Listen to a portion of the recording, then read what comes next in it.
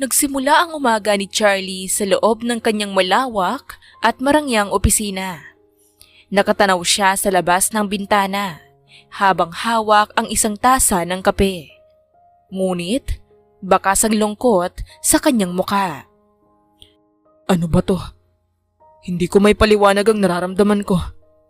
I feel empty. I feel tired. Bumukas ang pinto at pumasok ang kanyang matalik na kaibigan at may-ari ng pabrika na si Justin. Charlie, bakit ganyan na naman ang itsura mo? Napakalaki ng kinita ng kumpanya mo ngayong buwan. Ikaw ang pinakasikat na businessman ngayon. Pero parang pasan mo ang daigdig. Naiiling na sabi ni Justin. Pagod na ako, Justin. Pagod na ako sa mga babaeng nakikilala ko na ang tanging nakikita lang ay ang pera at karangyaan ko. Gusto kong makahanap ng babaeng mamahalin ko bilang ako, hindi bilang isang bilyonaryo. Ani Charlie na sapupa ang ulo. Ano naman ang plano mo ngayon? Mahirap magtago ng tunay na pagkatao sa panahon ngayon. Madaming social media platforms at kilalang kilala ka ng mga tao. Kaya nga, kailangan ko ang tulong mo. Gusto kong magtrabaho sa pabrika mo bilang isang ordinaryong manggagawa. Magpapanggap akong mahirap. Napatingin ng seryoso si Justin sa kaibigan. Sinusuri kung nagbibiro ba ito. Seryoso ka ba riyan? Mabigat ang trabaho sa pabrika ko, Charlie. Mainit, maingay, at nakakapagod. Hindi mo kakayanin ang buhay ng isang ordinaryong trabahador. Handa akong magtiis. Gusto kong maranasan ang totoong buhay ng mga regular na tao. Doon lang ako makakasiguro kung may magkakagusto sa akin ng tapat. Sige, kung yan talaga ang gusto mo, bibigyan kita ng trabaho roon, pero walang pwedeng makaalam kung sino ka talaga. Maaari ka nang magsimula bukas na bukas din. Salamat, Justin. Ipapaayos ko na rin lahat ng kailangan kong pirmahan dito sa opisina. Baka matagal-tagal dito akong hindi makapunta dito. Alam kong hindi magiging madali ang pagpapanggap ko. Pero ito lang ang paraan para mahanap ko ang babaeng para sa akin. Nang gabing iyon ay hindi makatulog si Charlie. Iniisip niya kung anong mangyayari sa kanyang plano. Sana naman ay matagpuan ko ang tao na handang magmahal sa akin. Maging mahirap man o mayaman man ako. Bulong niya sa sarili. Kinabukasan, maagang nagbiyahe si Charlie patungo sa pabrika. Pero bumaba siya mula sa mamahaling sasakyan, isang kalye ang layo sa pabrika. Iniwasan niyang may makakita sa kanya. Here it goes. Malakas na sabi niya habang naglalakad. Pumasok si Charlie sa maingay at mainit na pabrika ng tela. Suot niya ang kupas na maong at lumang t-shirt na hiram lang niya sa kaibigang may-ari ng pabrika. Sanay sa aircon at malalaking opisina. Agad siyang pinagpawisan ng malamig habang nakatitig sa mga naglalakihang makina at bulto ng mga tela. Baguhan ka ba rito? Kanina ka pa nakatayo riyan at mukhang naliligaw. Tanong ng isang magandang dilag. Oo. Ako nga pala si Charlie. Pasensya ka na. Ngayon lang ako makakapagtrabaho sa ganitong lugar. Nadia naman ang pangalan ko. Halata nga sa mga kilos mo na hindi mo pa kabisado rito. Mukha kang hindi sanay sa mabigat na trabaho. Medyo nga, pero gusto ko talagang matuto. Kailangan ko kasi ng pagkakakitaan. Ngumiti si Nadia at ibinaba ang hawak niyang listahan para tulungan ang binata. Huwag ka mag-alala, ituturo ko sa iyo ang gagawin mo. Tulungan mo na kita riyan sa unang bulto ng tela para hindi ka mapagalitan ng supervisor natin. Salamat ng marami, Nadia. Malaking tulong ito sa akin. Walang anuman, basta galingan mo ha. Kailangan matatag ka rito kasi mabilis ang ikot ng trabaho. Mahirap ang trabaho dito pero sipagan mo lang, kakayanin mo din yan. Napatingin si Charlie sa dalaga habang abala ito sa pag-aayos ng mga tela.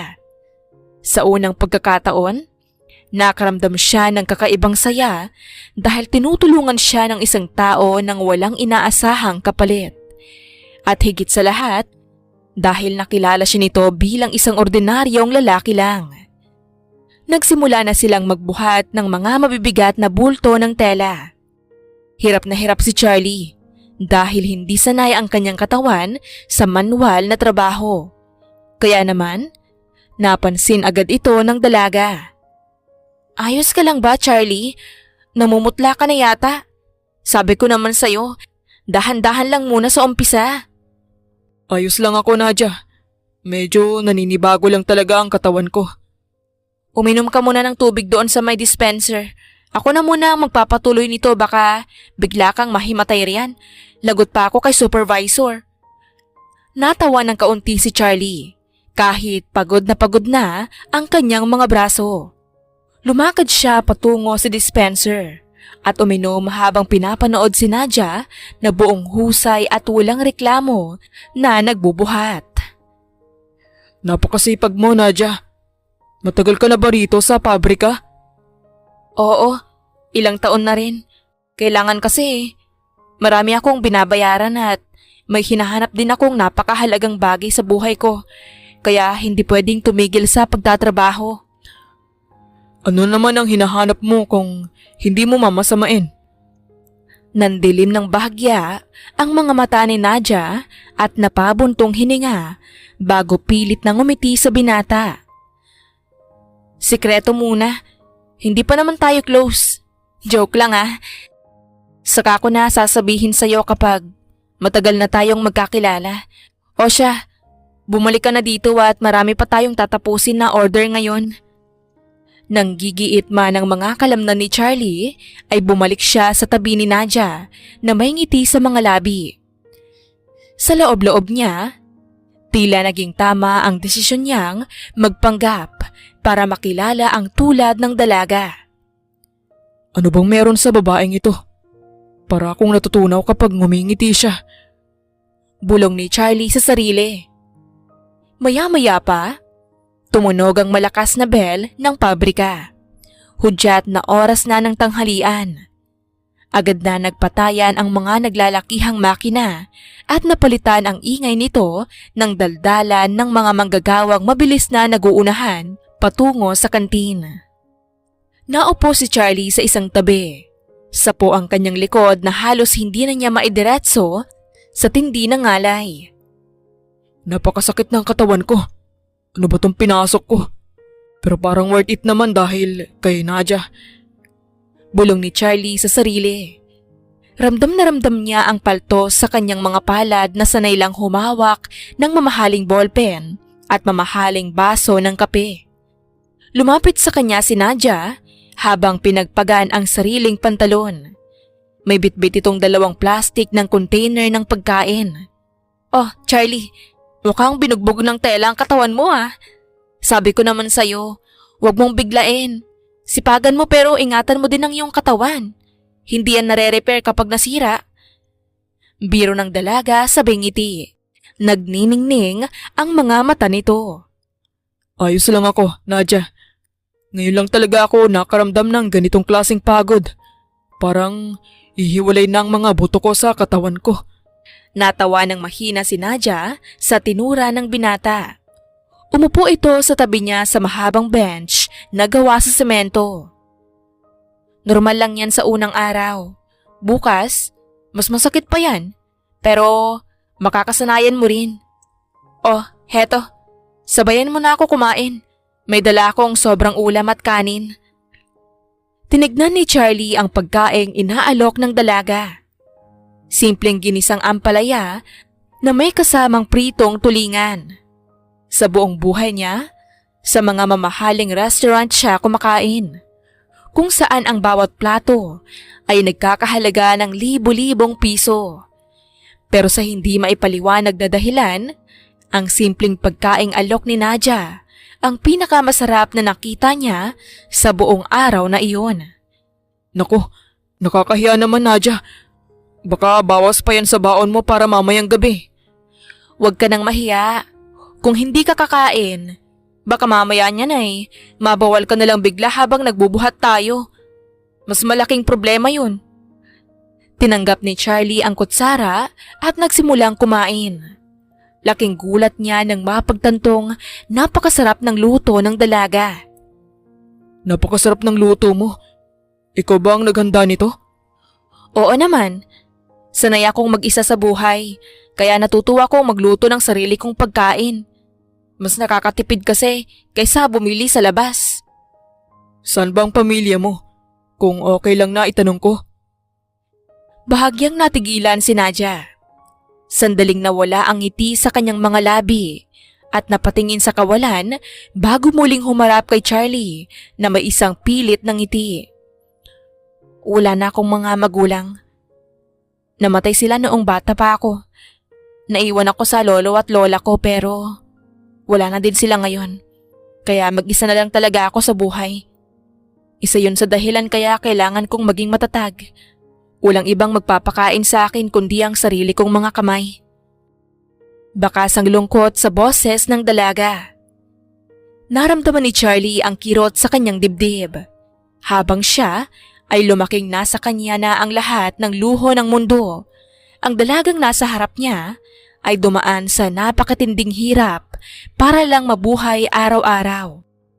Dahil doon, lalong lumalim ang paghanga niya kay Nadia. Ang lupit mo pala, idol.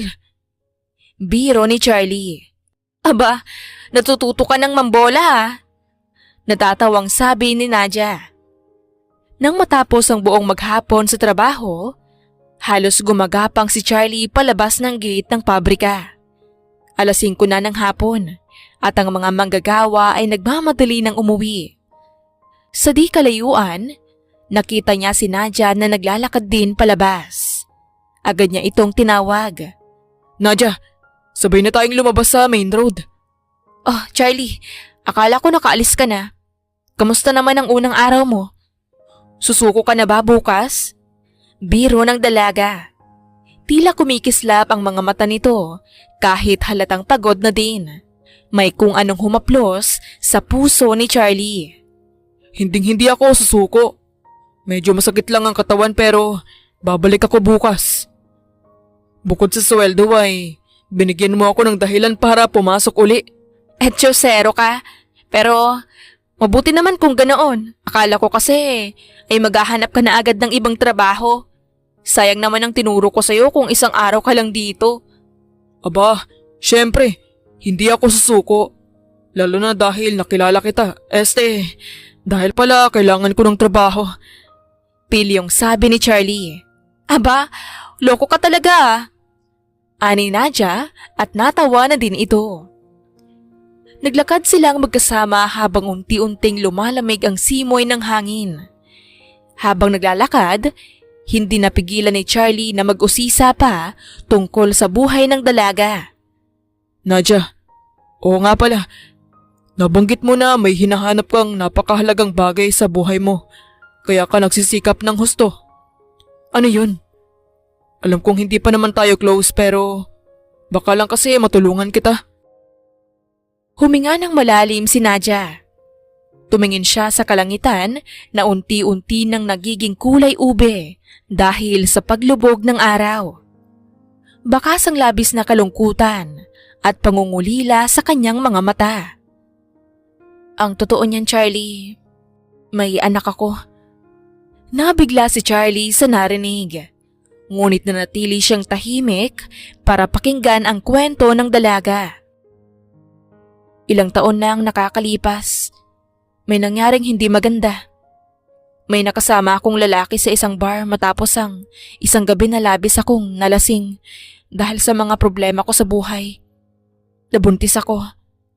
Pero ang masakit, noong ipanganak ko ang sanggol sa ospital, ninakaw siya ng mga magulang ng lalaking nakabuntis sa akin. Ginamit nila ang pera at kapangyarihan nila para itago sa akin ang sarili kong anak. Mula noon, ay hindi ko na siya nakita.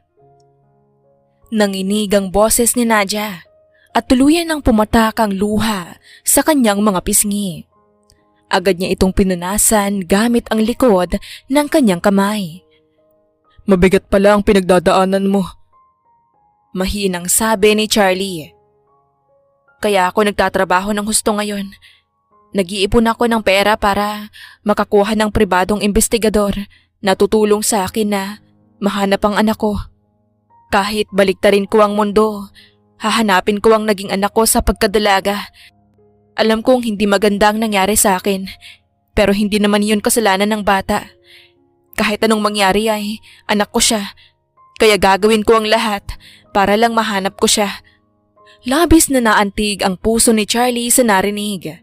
Hindi niya inakalang ang isang mabait at masipag na tulad ni Nadia ay nagtataglay ng ganoon kabigat na nakaraan. Gustong-gusto niyang sabihin dito na pwede niyang gamitin ang sarili niyang bilyong-bilyong pera para mahanap ang bata sa loob lang ng isang araw. Ngunit naalala niya ang kanyang pagpapanggap. Kailangan niyang manatili sa kanyang karakter bilang isang mahirap na manggagawa. Napakasama ng ginawa nila sa'yo, Nadia. Pero humanga ako sa katatagan mo. Naniniwala ako na balang araw, magkakasama rin kayo ng anak mo. Huwag kang mawawala ng pag-asa. Salamat, Charlie. Yan din ang palagi kong idinadasal gabi-gabi. Ang makasama ko ang anak ko. Nang makarating sila sa sasakyan, nagpaalam na si Nadia para sumakay na ng jeep. Kumaway ito kay Charlie bago tuluyang umandar ang sasakyan. Naiwan si Charlie na nakatayo sa gilid ng daan. Tila malalim ang iniisip. Good night, Miss Cute. I'll see you tomorrow. Kinikilig na bulong ni Charlie sa sarili. Nang masiguro niyang wala nang makakakita sa kanya mula sa pabrika, naglakad siya patungo sa isang madilim na eskinita kung saan naghihintay ang isang marangyang itim na SUV. Agad na bumaba ang kanyang personal driver at binuksan ang pinto para sa kanya. Binati siya ng kanyang driver ng magandang gabi at kinumusta ang kanyang unang araw sa pabrika. Ayos naman. Masakit sa katawan, pero sulit. Ihatid mo muna ako sa bahay ni Justin. May pag-uusapan lang kami. Makalipas ang 30 minuto, nakarating si Charlie sa mansyon ng kanyang kaibigan. Nakaupo si Justin sa tapat ng minibar habang umiinom ng alak nang pumasok si Charlie na mukhang basang sisiw dahil sa dumi at pawis. Oh, dito na pala ang bilyonaryong factory worker. Teka, mukha kang pinagsakloban ng langit at lupa. Sabi ko naman sa'yo, hindi madali ang buhay doon. So paano? Bibigay ka na ba? Naupo si Charlie sa high chair at kumuha rin ng isang baso ng tubig. Tama ka, Justin. Sobrang hirap. Pero may nakilala ako roon. Isang babaeng nagngangalang Nadia. Siyang tumulong sa akin buong araw para hindi ako mapagalitan ng supervisor. Kaya I'm sorry to disappoint you. Pero hindi ako susuko. Papasok pa rin ako bukas. Aba, mukhang gumagana agad ang plano mo ah. May nakilala ka na agad. Ang lupit mo talaga. Pero may kakaiba sa kanya, Justin. Napakabait niya. Pero napakabigat ng dinadala niya sa buhay. Sinabi niya sa akin na ninakaw ang anak niya. Nung ipanganak niya ito, ilang taon lang nakakalipas. Napatigil si Justin sa pag-inom at naging seryoso ang muka. Talaga? May mga ganyang kwento pa pala sa totoong buhay. Akala ko, sa mga pelikula lang nangyayari ang ganyan. Ano ang plano mo ngayon? Ipagpapatuloy ko ang pagpapanggap ko. Gusto ko siyang makilala pa ng lubusan. Gusto kong maranasan ng magmahal nang walang bahid ng pera at kapangyarihan. Pero higit sa lahat, gusto kong mapalapit sa kanya. Sige, suportahan kita riyan, kaibigan. Pero mag-ingat ka. Kapag nalaman niya ang totoo, baka magalit siya sa'yo dahil sa pagsisinungaling mo. Iba mag-isip ang mga taong naghihirap, pero tapat. Baka isipin niyang pinagtitripan mo sila. Hindi niya malalaman hanggang hindi pa tamang panahon. Sa ngayon, ako muna si Charlie na isang ordinaryong manggagawa. Nakipagkwentuhan pa si Charlie kay Justin ng ilang minuto at saka umuwi na din sa kanyang magarang mansyon. Humiga si Charlie sa kanyang kama noong gabing yun. Iniisip ang mukha ni Nadia habang umiiyak ito kanina. Sa unang pagkakataon, sa loob ng mahabang panahon, nakaramdam siya ng matinding motibasyon na gumising kinaumagahan, hindi para magpalago ng bilyong halaga ng kumpanya, kundi para makita ang dalagang unti-unti nang nagpapatibok ng kanyang puso. Kinabukasan, maagang nagising ang binata. Ramdam na ramdam niya ang matinding ngalay sa kanyang buong katawan. Halos hindi niya maiangat ang kanyang mga braso at ang mga palto sa kanyang kamay ay mas lalong naging mahapdi. Napakasakit ng katawan ko. Pero, bakit para bang excited pa akong bumalik sa lugar na yun?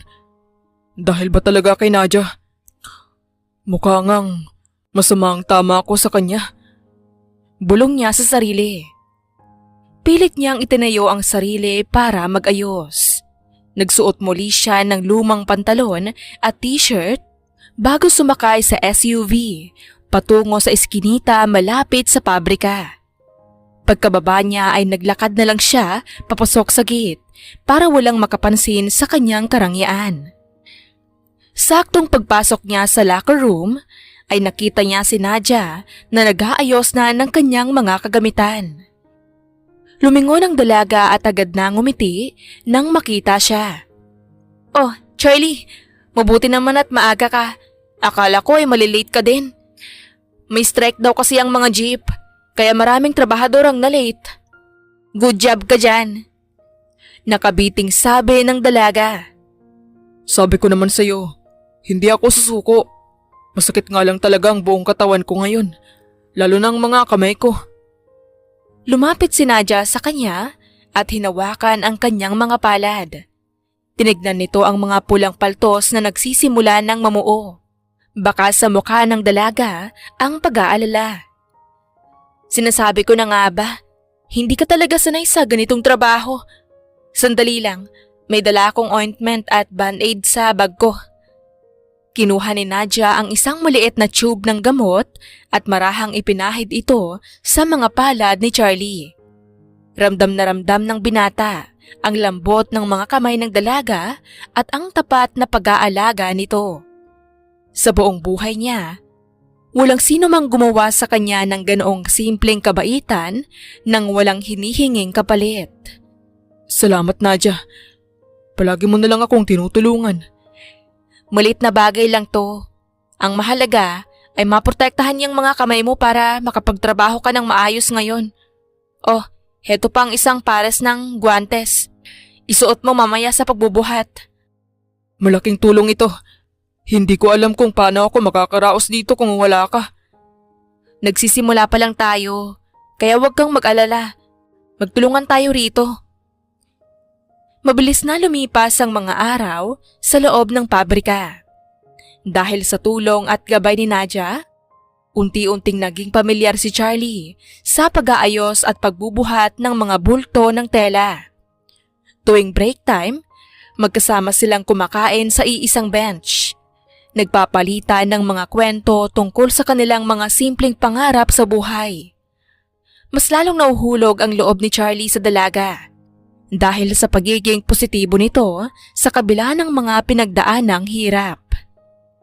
Isang hapon, pagkatapos ng kanilang shift, nagpasya silang maupo muna sa isang maliit na parke malapit sa pabrika bago umuwi.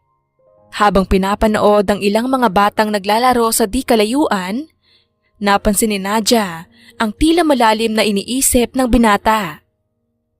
"Charlie, parang may bumabagabag sa'yo. Kanina ka pa tahimik habang nakatingin sa mga bata riyan." Bumuntong hininga si Charlie at tumingin kay Nadia. Alam niyang ito na ang tamang pagkakataon para magtapat ng isang bahagi ng kanyang buhay na totoo, kahit na nakatago pa rin ang kanyang pagiging bilyonaryo. Nadia, may dapat kang malaman tungkol sa akin. May anak na din ako sa pagkabinata. Natigilan si Nadia sa narinig. Tumingin siya ng diretso sa mga mata ng binata. Sinusuri kung ano ang nararamdaman nito. Bakas kay Charlie ang kaba at takot na baka layuan siya ng dalaga. Oh, bakit ganyan ang mukha mo? Walang masama roon, Charlie. Natatakot ako na baka walang magkagusto ng seryoso sa akin dahil may pananagutan na ako sa buhay. Tapos ganito pa ang katayuan ko ngayon. Nangiti ng bahagya si Nadia. Isang ngiting puno ng pag-unawa at init. Hinawakan niya ang balikat ni Charlie para palakasin ang loob nito. Huwag mong isipin yan. Napakabait mo at napakasipag mo, Charlie. Ang totoong nagmamahal sa'yo, tatanggapin ang buong pagkatao mo, pati ang anak mo. Isang malaking karangalan ang maging ama at hindi yan hadlang para makahanap ka ng totoong pag-ibig. May magkakagusto pa rin sa'yo, pangako. Naiwan na nakatitig si Charlie sa dalaga. Tila natutunaw ang lahat ng kanyang mga pangamba dahil sa mga salitang iyon. Pakiramdam niya ay nahanap na niya ang babaeng matagal na niyang ipinagdarasal. Isang taong handang tumanggap sa kanya kahit pa isipin itong wala siyang kahit na anong kayamanan. Nasaan nga palang anak mo ngayon, Charlie? Sino ang nag-aalaga sa kanya? Nasa poder ng mga magulang ko ngayon habang naghahanap ako ng maayos na direksyon sa buhay. Pero madalas ko siyang bisitahin. Mabuti naman kung ganoon. Maswerte ang anak mo dahil may ama siyang nagsisikap na tulad mo. Huwag mo siyang pababayaan ha, kasi ang hirap. Ang hirap ng walang kasamang anak. Muling rumihistro ang labis na lungkot sa mga mata ni Nadia. Alam ni Charlie na naaalala na naman nito ang sariling anak na ninakaw sa kanya noon. Pangako, Nadia, at pangako ko rin sa'yo. Tutulungan kitang mahanap ang anak mo kapag dumating ang tamang panahon. Salamat, Charlie. Malaking bagay na sa akin na may nakikinig sa mga pinagdadaanan ko. Isang gabi matapos ang halos 5 buwan nilang magkasama sa pabrika, nag-overtime silang dalawa para tapusin ang pag-iimbentaryo sa mga natitirang tela. Umulan ng napakalakas sa labas, kaya naman napilitan silang magpalipas muna ng oras sa loob ng break room habang naghihintay na tumila ang bagyo. Malamig ang simoy ng hangin na pumapasok mula sa bintana. Nakaupo sila sa sahig, nakasandal sa pader habang nagsasalo sa isang tasang mainit na kape na binili ni Charlie sa tapat. Nanginginig ka na riyan, Charlie. Sabi ko naman sa'yo, isuot mo itong jacket ko, kahit medyo maliit sa'yo. Nako, wag na, Nadia. Baka ikaw naman ang sipunin yan. Mas sanay ako sa lamig kaysa sa'yo. Sus, kunwari ka pa. Halata naman sa mga panginginig ng balikat mo na giniginaw ka na. Hati na lang tayo dito sa kape. Inabot ni Nadia ang tasa kay Charlie. Sa pagkuha ng binata sa tasa, ay aksidenteng nagkadikit ang kanilang mga daliri. Pareho silang natigilan. At sa unang pagkakataon, ay naramdaman ni Charlie ang mabilis na tibok ng kanyang puso na mas malakas pa kaysa sa tunog ng ulan sa bubong.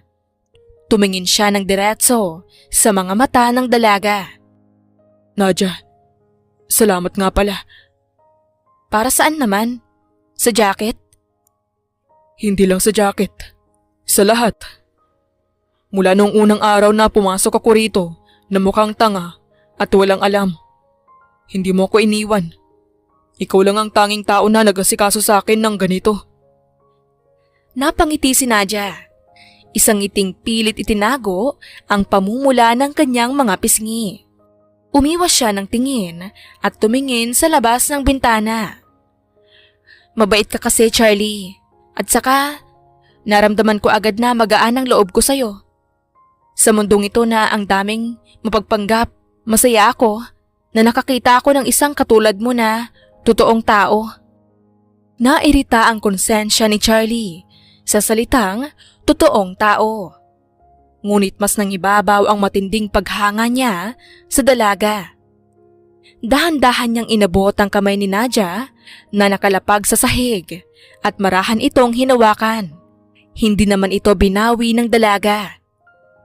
Nadia, kung sakali bang magkaroon ako ng mas maayos na buhay balang araw, hahayaan mo ba akong alagaan ka naman? Ano bang sinasabi mo riyan? Ayos naman ang buhay natin ngayon Basta, magkasama tayong nagtutulungan dito. Iba ang ibig kong sabihin. Ang ibig kong sabihin, gusto kong ako naman ang mag-alaga sa puso mo. Natigilan si Nadia at dahan-dahang lumingon kay Charlie. Napakapit siya ng mas mahigpit sa kamay ng binata. Walang salitang namutawi sa kanilang mga labi. Ngunit ang lalim ng kanilang mga tingin sa isa't isa sa ilalim ng malamlam na ilaw ng break room ay sapat na para dahan-dahang ilapit ni Charlie ang kanyang muka. Ilang sandali din silang nagtitigan. Pagkatapos ay isinandal ni Nadia ang kanyang ulo sa balikat ng binata habang nakahawak pa rin sa kanyang kamay. Pinakikinggan ang sabay na tibok ng kanilang mga puso habang naghihintay ng pagtila ng ulan. Napakalakas pa rin ang ulan. Hindi na yata ito titigil. Mahinang sabi ni Nadia. E di, mas maganda. Natatawang sabi ni Charlie. Ha? Bakit naman? Gulat na tanong ni Nadia. Para mas matagal pa kitang kasama.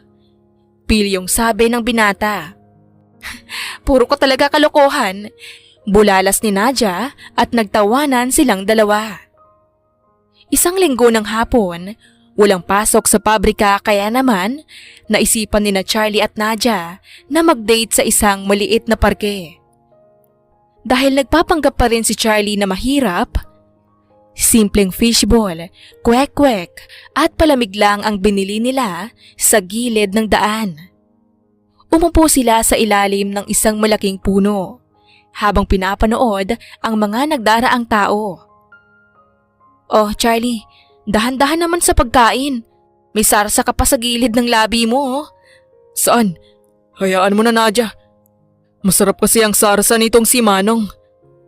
Natawa si Nadia at kumuha ng pirasong tissue sa bag nito. Lumapit siya kay Charlie at marahang pinunasan ang mukha ng binata. Habang ginagawa iyon ni Nadia, biglang hinawakan ni Charlie ang baywang ng dalaga at inilapit ito ng husto sa kanya. Hoy, Charlie! Ano ba yan? Maraming tao rito sa parke, nakakahiya! Bakit naman ako mahihiya? Ipinagmamalaki ko kaya sa buong mundo. Nakasintahan ko ang pinakamagandang babae sa loob at labas ng pabrika. Bolero ka talaga. Saan mo ba natututunan ang mga linyang yan, ha? Hindi to bola, Nadia. Totoo lahat ng sinasabi ko. Alam mo, sa buong buhay ko, ngayon lang ako naging ganito kasaya. Yung simpleng nakaupo lang tayo rito, kumakain ng fishball, sapat na sa akin. Tumingin si Nadia kay Charlie nang may buong pagmamahal. Isinandal niya ang kanyang ulo sa balikat ng binata habang pinaglalaruan ang mga daliri nito. Ako rin naman, Charlie. Marami akong pinagdaan ng hirap sa buhay. Pero nung dumating ka, pakiramdam ko ay gumaan ang lahat. Parang nakahanap ako ng kakampi. Sa unang pagkakataon simula nang mawala ang mga magulang at ang lolo at lola ko, ay naramdaman kong hindi ako mag-isa. Kakampi mo ako habang buhay, Nadia. Pangako ko sa'yo, gagawin kong lahat para mabigyan ka ng magandang kinabukasan. Hinding-hindi kita papabayaan. Sapat na sa akin na narito ka sa tabi ko, Charlie. Kahit ganito lang ang buhay natin, basta magkasama tayo, masaya na ako. Hinalikan ni Charlie si Nadia sa noo nito, habang mas hinigpitan pa ang pagkakayakap sa dalaga. Sa mga sandaling iyon, ramdam na ramdam ng bilyonaryo na ang pinakamalaking kayamanan na nakuha niya sa buong buhay niya ay hindi ang pera sa bangko, kundi ang tapat na puso ng dalagang nakasandal sa kanyang dibdib. Lumipas ang ilang buwan at mas lalong naging malalim ang ugnayan ng dalawa. Naging opisyal ang kanilang relasyon matapos aminin ni Charlie ang kanyang nararamdaman. na buong puso namang tinanggap ni Nadia. Masaya sila sa kanilang simpleng pamumuhay. Kumakain sa mga tabi-tabi, naglalakad sa parke, at magkasamang nangangarap para sa kanilang kinabukasan. Ngunit habang tumatagal, lalong nakokonsensya si Charlie. Alam niyang hindi niya pwedeng itago ang katotohanan habang buhay. Isang gabi, habang nasa loob ng opisina ng kanyang mansyon, kinausap niya si Justin sa telepono. Justin, sa tingin ko ay kailangan ko lang sabihin kay Nadia ang totoo. Mahal na mahal ko siya at ayokong isipin niya na niloloko ko siya kapag nalaman niya ito sa ibang tao. Napakaganda na ng takbo ng aming relasyon at baka masira lang ito kapag sa ibang bibig niya narinig ang totoo. Handa ka na ba sa mga magiging reaksyon niya, Charlie? Alam mo kung gaano kasela ng usapin ng pagtitiwala para sa kanya, lalo na at may masamang karanasan siya sa mga mayayamang tao noon. Kailangan kong magbakasakali. Naniniwala ako na maintindihan niyang dahilan ko kung bakit ko ito ginawa sa umpisa. Sige, ikaw ang nakakaalam. Mas kilala mo siya. Sana lang ay maging maayos ang lahat. Nakahanda na ang plano ni Charlie para sa susunod na araw. Magpapasundo siya sa kanyang driver kasama si Nadia pagkatapos ng kanilang shift para dalhin ito sa isang marangyang restaurant kung saan niya ipagtatapat ang lahat.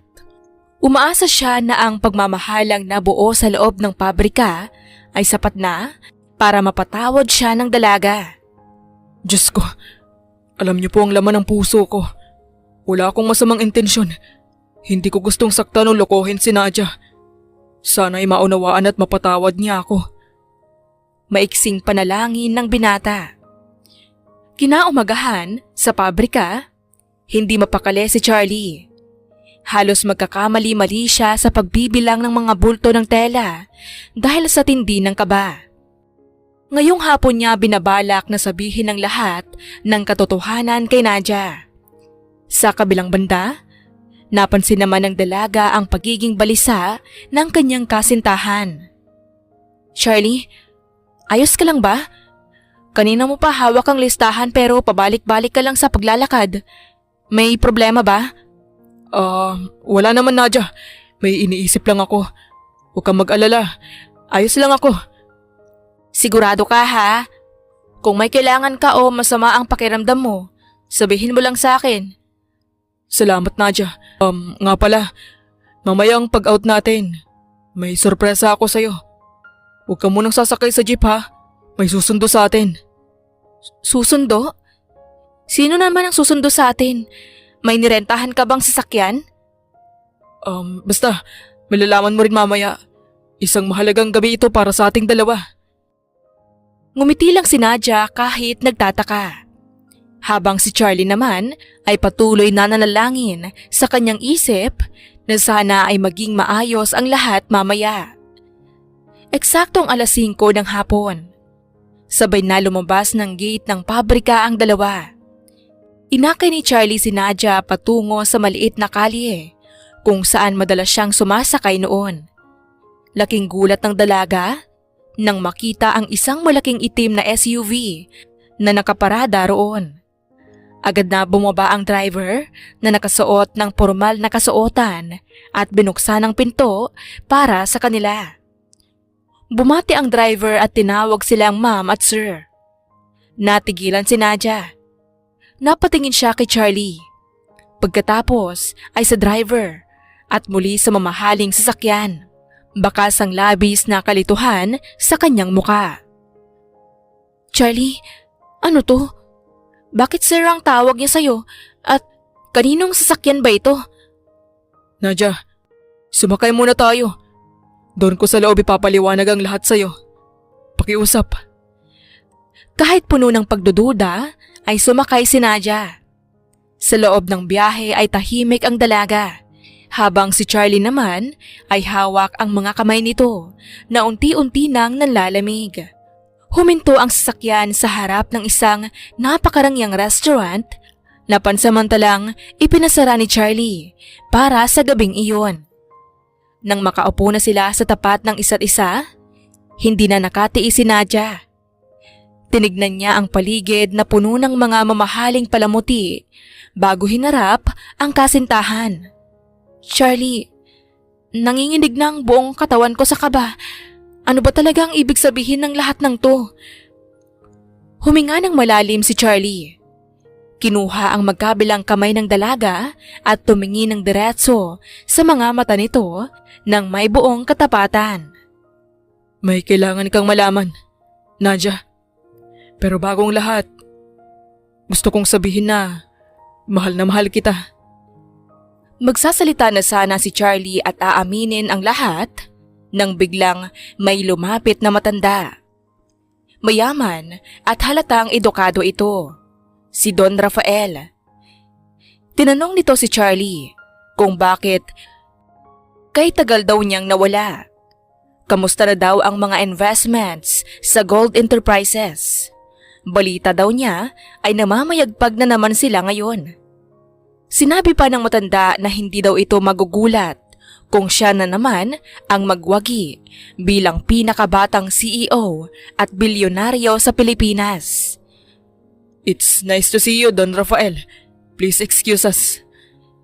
Kabadong sabi ni Charlie at hinila niya si Nadia papunta sa isang gilid. Ano daw? Pinakabatang CEO? Bilyonaryo? Investments? Sino ka ba talaga, Charlie? Sunod-sunod na tanong ni Nadia. Tumindi ang kaba ni Charlie.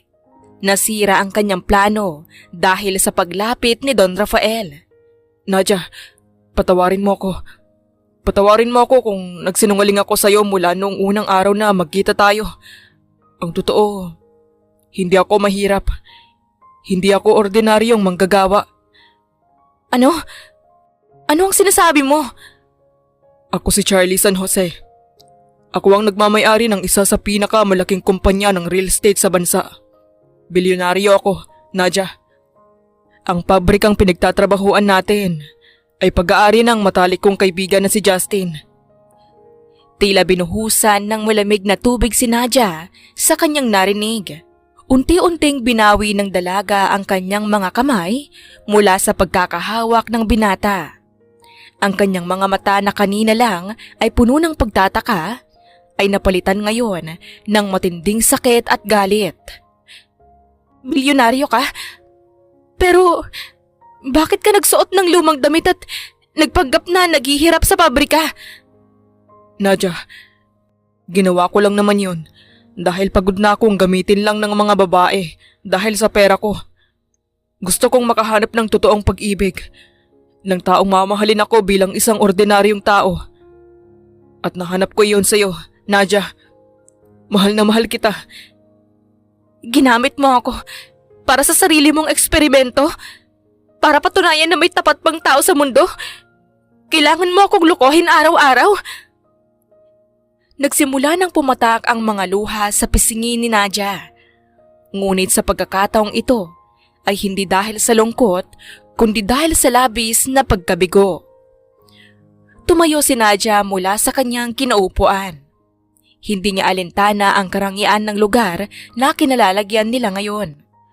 Ang tanging nararamdaman niya ay ang pagkasira ng kanyang tiwala sa lalaking inakala niyang karamay niya sa lahat ng hirap. Nadia, pakinggan mo muna ako. Pakiusap. Lahat ng naramdaman ko sa'yo, lahat ng pinagsamahan natin, totoo yun. Walang halong pagpapanggap. Ang pagmamahal ko sa'yo. Paano ko pa paniniwalaan ang mga sasabihin mo, Charlie? Noong sinabi ko sa'yo ang pinakamasakit na parte ng buhay ko tungkol sa anak ko, nakikinig ka habang nagpapanggap ka pa rin. Pinagkatiwalaan mo ba ako sa isip mo noon habang umiiyak ako sa harap mo? Hindi, Nadia. Hindi ko gagawin yun. Nasaktan din ako para sa'yo noon. Ayoko na, Charlie. Hindi ko na kayang makasama ang isang taong itinayo ang relasyon namin sa isang napakalaking kasinungalingan. Magkaiba ang mundo natin. At hindi ko mapapatawad ang ginawa mong paglalaro sa nararamdaman ko. Mabilis na tumalikod si Nadia at naglakad palabas ng restaurant. Hinabol siya ni Charlie ngunit bago pa man ito makalapit, ay sumakay na si Nadia sa isang dumaang taxi. Oh my gosh! What have I done? Nasaktan ko ang babaeng pinakamahal ko. Paano kung masira ang aming relasyon? Paano kung mawala na siya sa akin? Sunod-sunod na tanong niya sa sarili. Naiwan si Charlie sa labas ng restaurant habang bumubuhos ang malakas na ulan. Napasa po siya sa kanyang muka habang unti-unting napagtatanto na ang kayamanang nais niyang itago ang siya ring naging dahilan para tuluyan ng mawala ang babaeng pinakamamahal nito. Ilang linggo ang lumipas, matapos ang gabi ng kanilang paghihiwalay, hindi na pumasok si Nadia sa pabrika at tuluyan na ring binago ang kanyang numero. Halos maabaliw si Charlie sa paghahanap sa dalaga, ngunit sadyang naging mailap ito. Sa bawat sulok ng kanyang mansyon, ang mukha pa rin ni Nadia ang kanyang nakikita. Nag-aalala na si Justin sa kaibigan niya kaya pinuntahan niya ito. You look terrible, pare. I feel terrible. Nasaktan ko ang babaeng mahal ko. Ani Charlie. Binalaan naman kitang mangyayari ito. May balita ka na ba sa kanya? Hirit ng binata. Wala pa din. Mahirap hanapin ang taong ayaw magpakita. Sa kabilang banda, bumalik si Nadia sa kanyang maliit at lumang inuupahang kwarto. Mas masakit ang pinagdadaanan niya ngayon dahil bukod sa pangungulila sa anak, nadagdagan pa ang sugat na iniwan ng pagsira sa kanyang tiwala ng lalaking pinakamamahal nito. Isang gabi, habang nakatitig sa kawalan, pinunasan niya ang kanyang mga luha at huminga ng malalim. Hindi pwedeng ganito na lang ako. Kailangan kong maging matatag. Narito pa rin ang dahilan kung bakit ako nagsisikap. Binuksan niya ang kanyang lumang aparador at kinuha ang isang maliit na basang kahon kung saan nakatago ang lahat ng kanyang ipon mula sa pagtatrabaho sa pabrika. Binilang niya ang bawat piso. Kulang pa ito para sa bayad sa isang kilalang pribadong investigador, pero hindi na siya makapaghintay. Kinabukasan, nagtungo si Nadia sa isang maliit at tagong opisina sa Maynila. Hinarap siya ng isang seryosong lalaki na si Amado, ang investigador na matagal na niyang binalak na lapitan. Inilapag ni Nadia ang pera sa lamesa, pati na ang lumang kapirasong papel kung saan nakasulat ang pangalan ng ospital at ang pamilya ng lalaking nakabuntis sa kanya noon. Sir Amado, yan lang po ang kaya kong ibayad sa ngayon. Pero pakiusap, tulungan ninyo ako. Handa ako magtrabaho araw-araw para mabayaran ko ang kulang. Mahanap ko lang ang anak ko na ninakaw nila. Iha, malaking pamilya ang binabanggit mo rito sa dokumento mo. Hindi magiging madali ito. Pero sige, sisimulan ko ang paghahanap sa records ng ospital. 7 taon na ang nakakaraan. Salamat po. Kahit ano pong mangyari, hihintayin ko ang balita ninyo. Buong buwan na nagpakasubsob sa iba't ibang racket si Nadia. Naglalabas siya sa umaga at nagtitinda ng kakanin sa hapon para lang makalimot sa sakit at para na rin madagdagan ang kanyang ipon. Makalipas ang 3 buwan, nakatanggap ng tawag si Nadia mula kay Amado. Nagmamadali siyang pumunta sa opisina nito. Kabog ng kabog ang kanyang dibdib sa kaba at pananabik. Pagpasok niya ay agad na inabot sa kanya ng investigador ang isang makapal na brown envelope.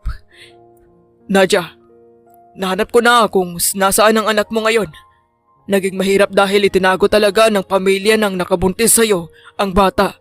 Pero ipinaampun nila ito sa isang napakayamang pamilya matapos silang magkaproblema sa pera. Nasaan po siya? Sino ang nag-aalaga sa anak ko ngayon? Narito ang mga dokumento at litrato ng bata, pati ang pangalan ng kanyang tumatayong ama ngayon. Nanginig ang mga kamay ni Nadia habang binubuksan ang envelope. Unang lumabas ang larawan ng isang 7 taong gulang na batang lalaki na may malalaking mata at pamilyar ng ngiti. At sa ilalim ng larawan, nakasulat ang pangalan ng kasalukuyang legal na magulang nito. Charlie San Jose? Nabitawan ni Nadia ang hawak na papel.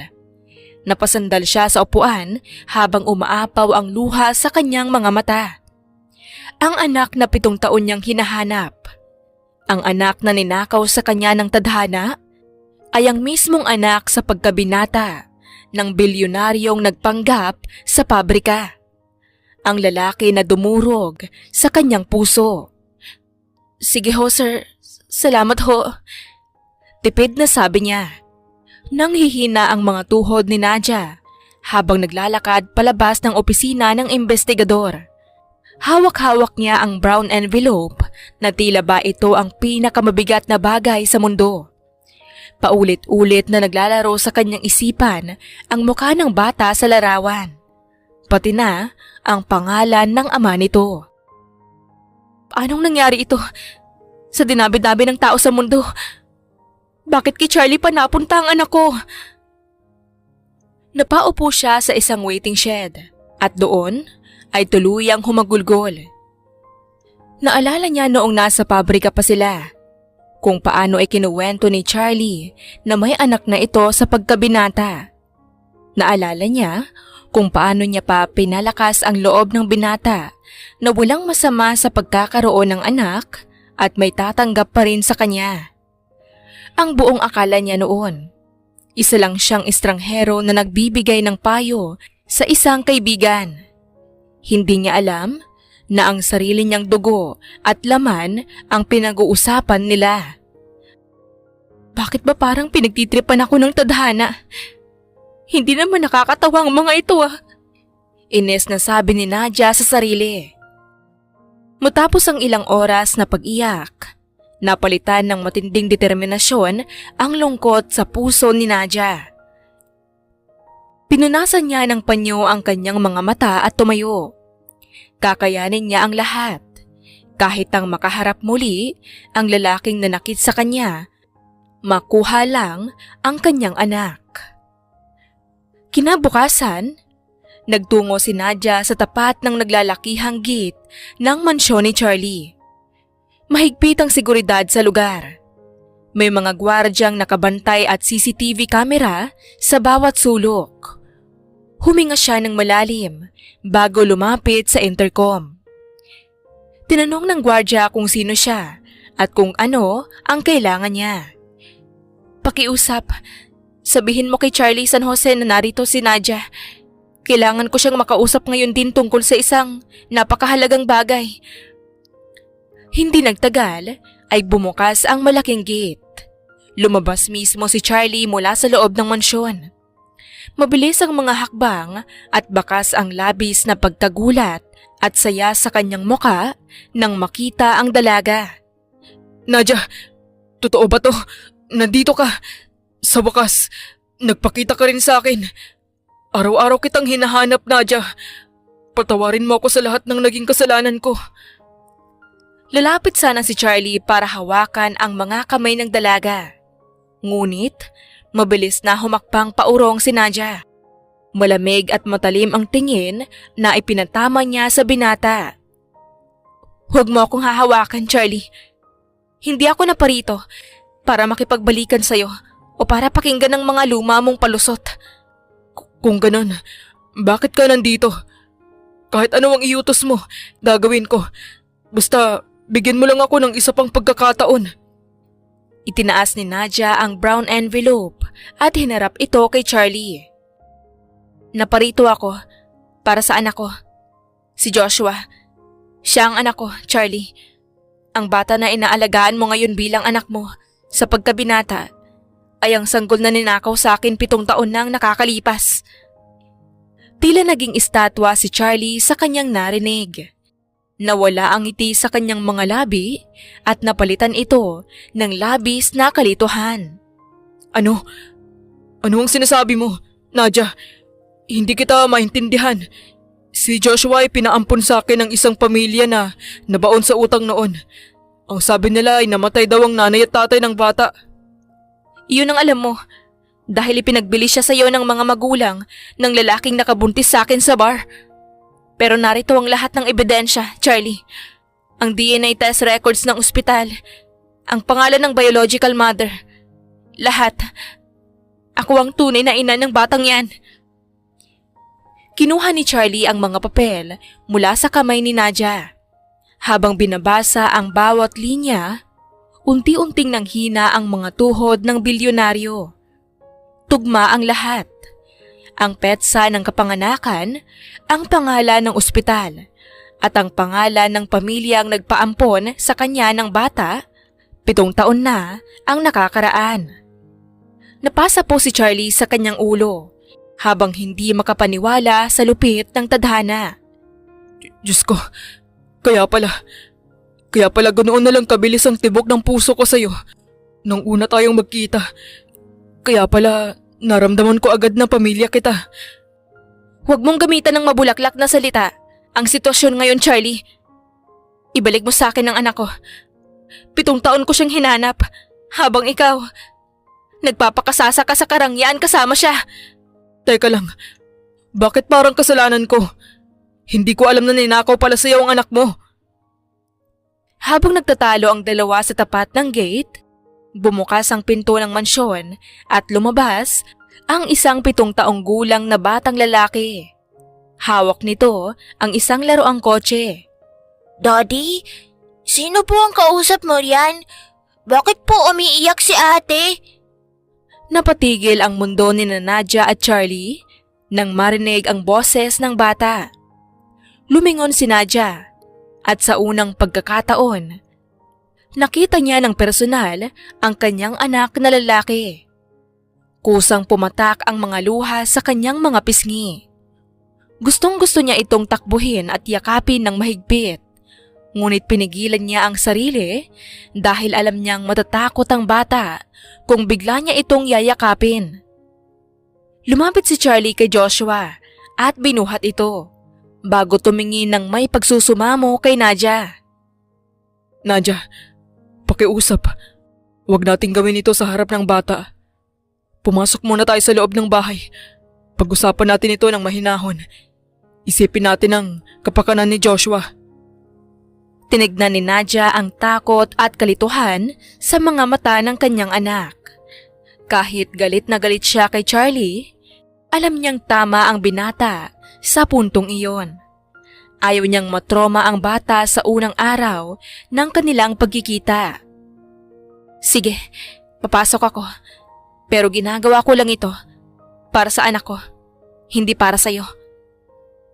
Sa loob ng malawak at marangyang sala ng mansyon, pinaupo muna ni Charlie si Joshua sa kabilang kwarto para maglaro. Pagbalik niya ay nakaupo si Nadia sa sofa, tuwid ang likod at bakas pa rin ang galit sa mukha nito. Nadia, makinig ka sa akin. Sumpain man ako ng langit, pero wala akong alam sa pagkanakaw kay Joshua noon. Lumapit sa akin ang pamilya ng lalaking nakabuntis sa'yo. Dahil nabalitaan nilang naghahanap ako ng bata na pwedeng ampunin at ituring na sarili kong dugo. Binayaran ko ang lahat ng kanilang utang kapalit ng legal na pagampun sa bata. Lolo at lola daw sila ng bata at patay na daw ang ina at ama ng bata dahil sa isang malagim na aksidente. At naniwala ka naman agad dahil may pera ka? Dahil kaya mong bilihin ang lahat ng gusto mo? Pati ang buhay ng isang sanggol na may inang nag-iiyak at naghahanap sa kanya? Patawad, Nadia. Kung alam ko lang na ikaw ang ina niya, hindi ko hayaang maghirap ka ng 7 taon. Pero pakiusap, tignan mo ang sitwasyon ngayon. Kilala ako ni Joshua bilang tunay niyang ama. Mahal na mahal niya ako at mahal na mahal ko rin siya bilang sarili kong anak.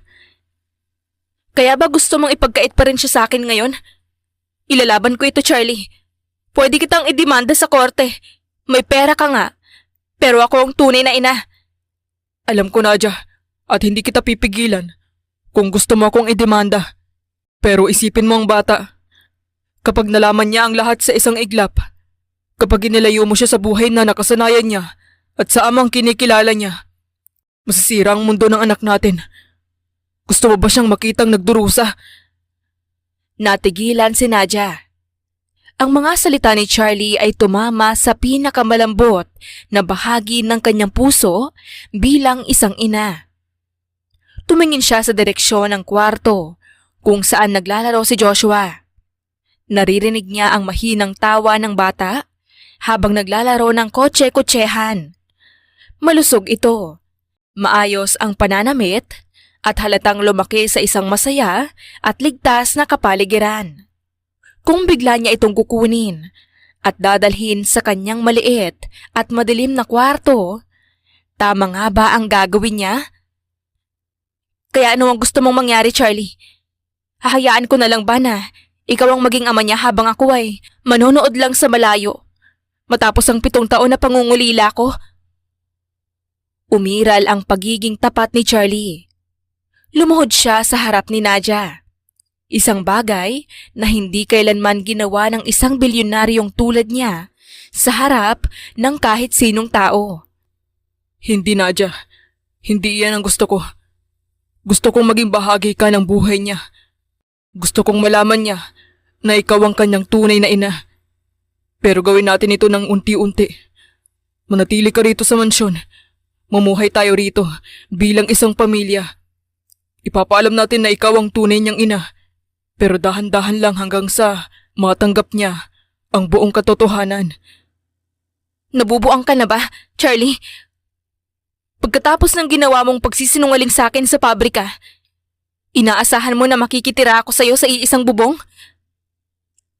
Gawin mo ito para kay Joshua, Nadia. Pakiusap. Kahit huwag mo na akong kausapin. Kahit ituring mo akong hangin dito sa loob ng bahay. Tanggapin ko lahat. Pero wag mong itatwa kay Joshua ang pagkakataon na makasama ang kanyang tunay na ina nang hindi nasisira ang kanyang murang isipan. Napatitig si Nadia kay Charlie. Nakita niya ang tapat na pag-aalala ng binata para sa bata.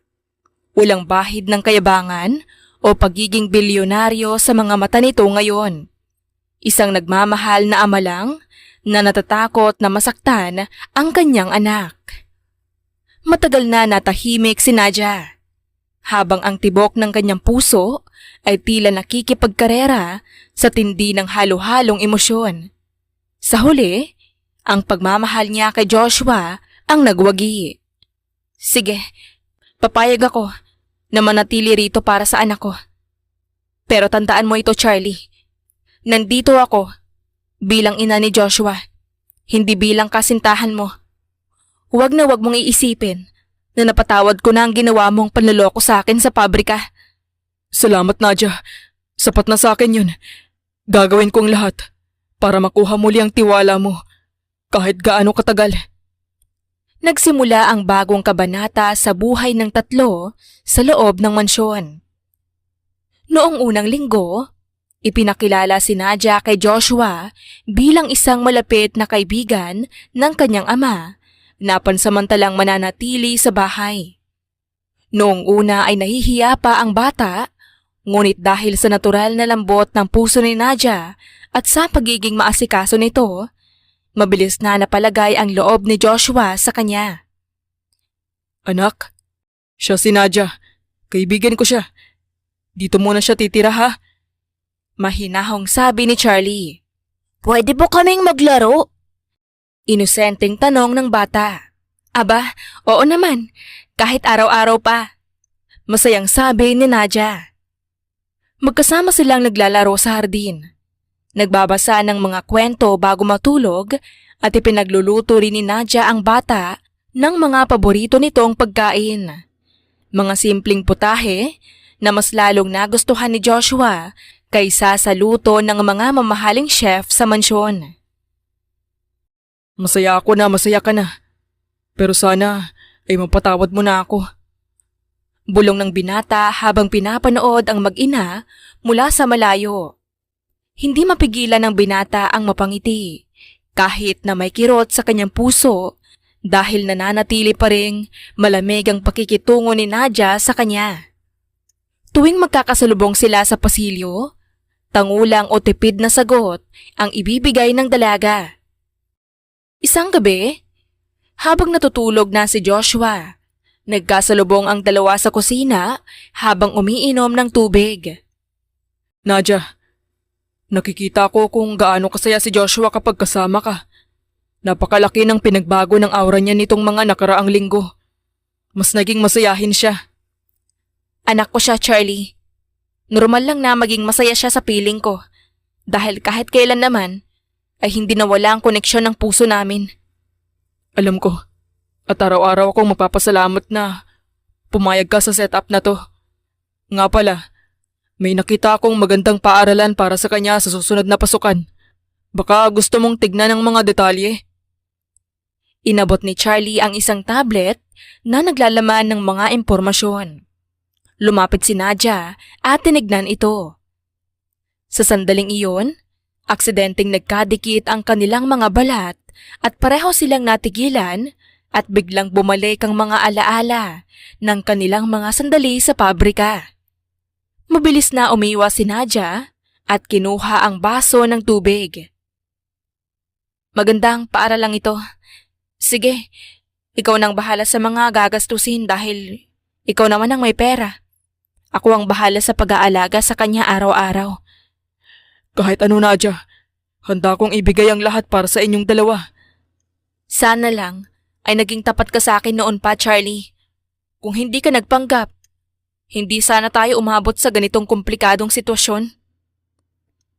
Hindi na nakasagot si Charlie habang nakikitang naglalakad pabalik sa kanyang kwarto ang dalaga.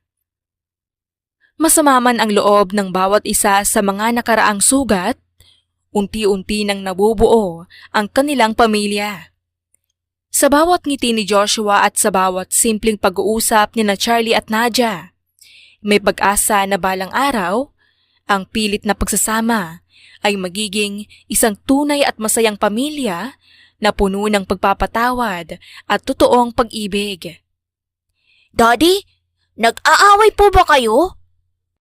Aba, hindi anak. Teka, bakit nandito ka?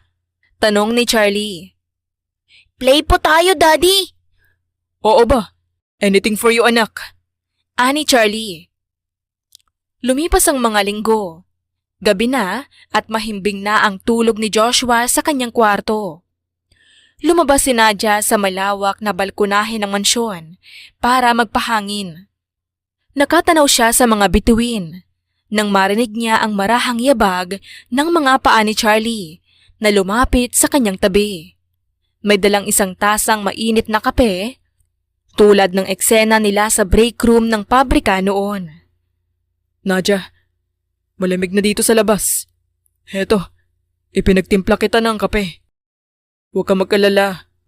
Hindi ko ito pinagawa sa mga katulong. Ako mismo ang nagtimpla para sa'yo. Salamat, Charlie. Tinanggap ni Nadia ang tasa at humigop ng kaunti. Napansin niya ang mga kamay ni Charlie na medyo nanginginig habang nakahawak sa pasamano ng balkonahe. Baka sa mukha ng binata ang lungkot at labis na pagkapagod. Nadia, alam kong galit ka pa rin sa akin. At tanggap ko kung habang buhay mo akong hindi kakausapin. Pero gusto ko lang malaman mo na gabi-gabi ako nagpapasalamat sa Diyos dahil narito ka. Dahil nakakasama ka ng anak natin. Charlie, sa totoo lang, pagod na rin akong magalit.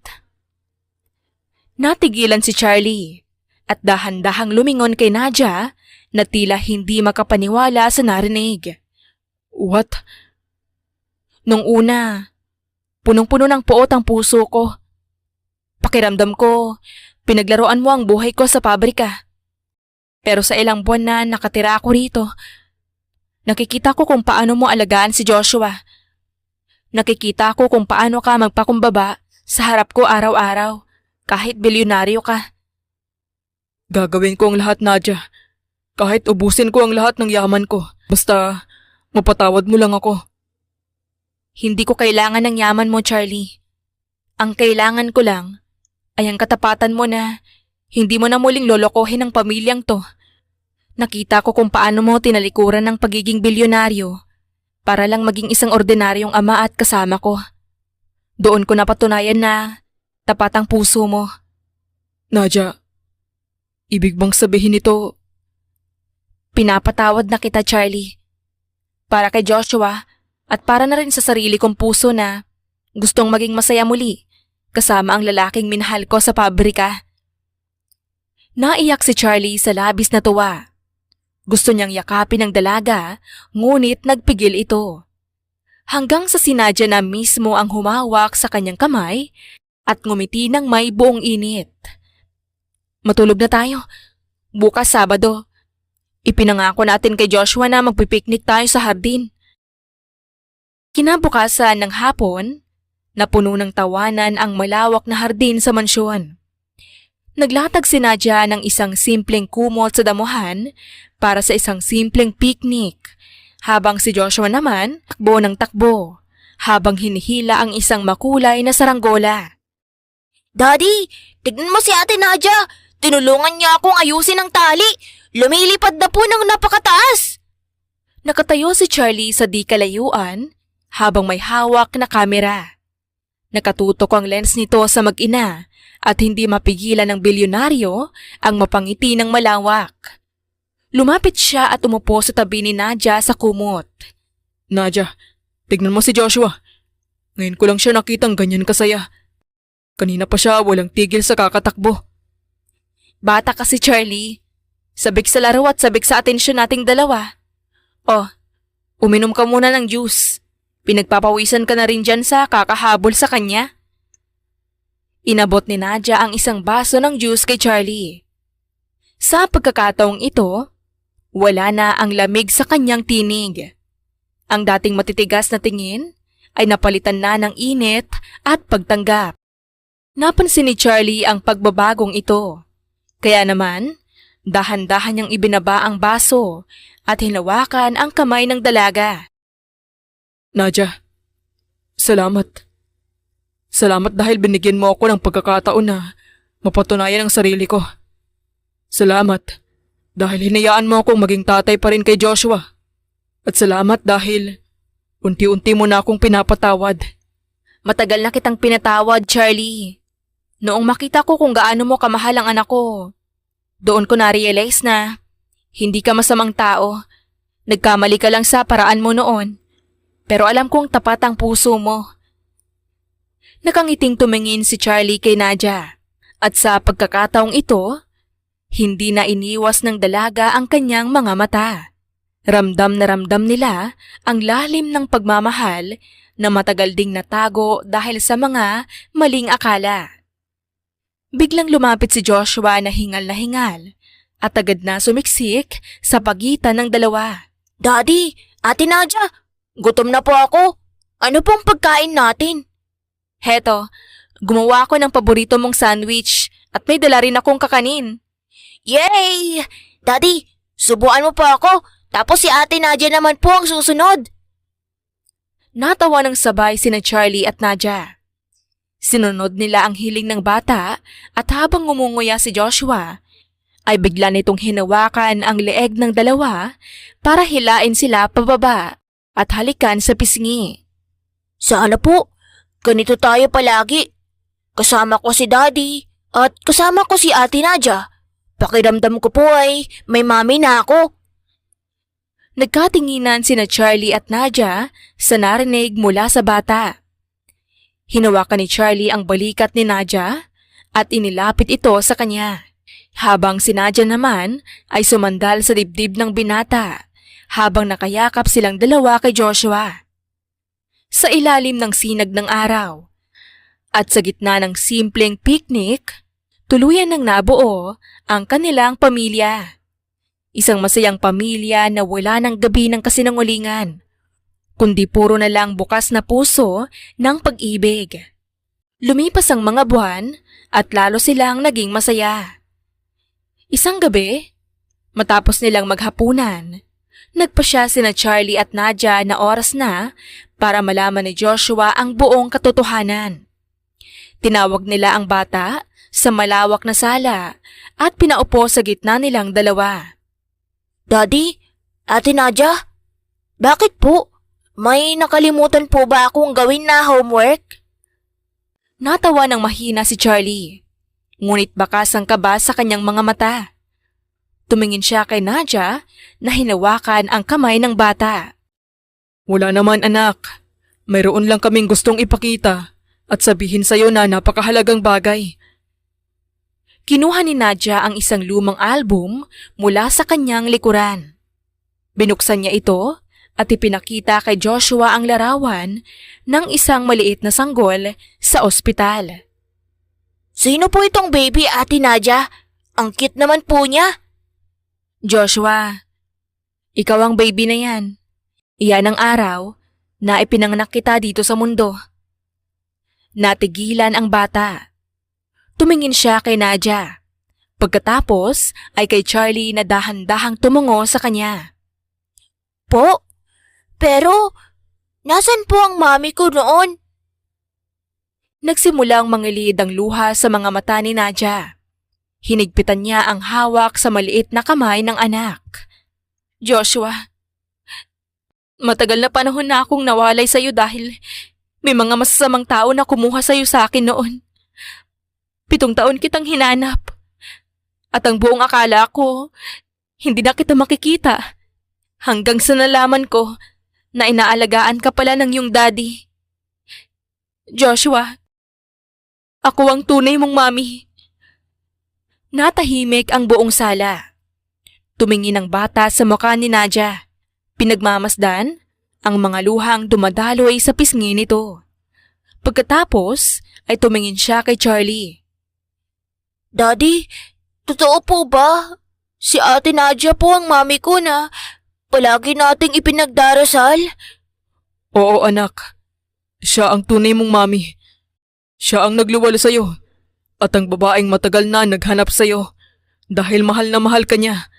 Hindi agad sumagot si Joshua. Sa halip, dahan-dahan niyang itinaas ang kanyang mga kamay at pinunasan ang mga luha sa mukha ni Nadia. Pagkatapos ay bigla niyang niyakap ang dalaga ng napakahigpit. Mami, kaya po pala gustong-gusto ko pa kayo agad. Kaya po pala, napakasarap ng mga luto ninyo at pakiramdam ko po, safe ako kapag kayakap ko kayo. Napahagulgol si Nadia sa labis na tuwa. Isinubsob niya ang kanyang muka sa balikat ng anak. Sumali rin si Charlie sa yakap at sa unang pagkakataon, naramdaman nila ang totoong kahulugan ng isang kumpletong pamilya. Makalipas ang ilang oras, nakatulog si Joshua sa sofa dahil sa pagod sa pag-iyak at labis na emosyon. Binuhat ito ni Charlie patungo sa kwarto nito at dahan-dahang inhiga.